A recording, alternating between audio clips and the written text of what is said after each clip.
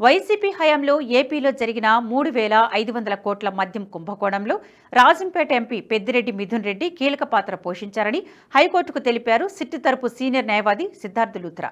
అప్పట్లో liquor policy రూపకల్పన అమలులో మిథున్ రెడ్డి అన్నీ తానే వ్యవహరించారని, ముడుపులు చెల్లించిన కంపెనీలకే మద్యం ఆర్డర్లు ఇచ్చారని పేర్కొన్నారు. అక్రమంగా ఆర్జించిన సొమ్మును వివిధ మార్గాలు, నకిలీ కంపెనీల ద్వారా మళ్లించారని పేర్కొన్నారు. ప్రభుత్వ ఖజానాకు 3,500 కోట్ల మేరకు నష్టం చేశారని, మద్యం ముడుపుల ద్వారా వచ్చిన 5 కోట్ల సొమ్మును డీకార్ట్ లాజిస్టిక్ నుంచి మిథున్ రెడ్డి కుటుంబ సభ్యులకు చెందిన పిఎల్ఆర్ ప్రాజెక్టుకు చేరాయని, పిఎల్ఆర్ సంస్థలో 100% షేర్లు మిథున్ రెడ్డి కుటుంబం సభ్యులవేనని, పిఎల్ఆర్ ప్రాజెక్టుతో తనకు ఎలాంటి సంబంధం లేదన్న మిథున్ రెడ్డి వాదనలో అర్థం లేదని తెలిపారు. ముడుపుల వసూళ్ల గురించి పత్రికల్లో వార్తలు రావడంతో డీకార్ట్ లాజిస్టిక్స్ నుంచి వచ్చిన సొమ్మును తిరిగి ఆ సంస్థకే చెల్లించారని, అయితే సొమ్మును నగదు రూపేణ వివిధ మార్గాలు తిరిగి పిటిషనర్ ఖాతాలకే చేరిందని పేర్కొన్నారు.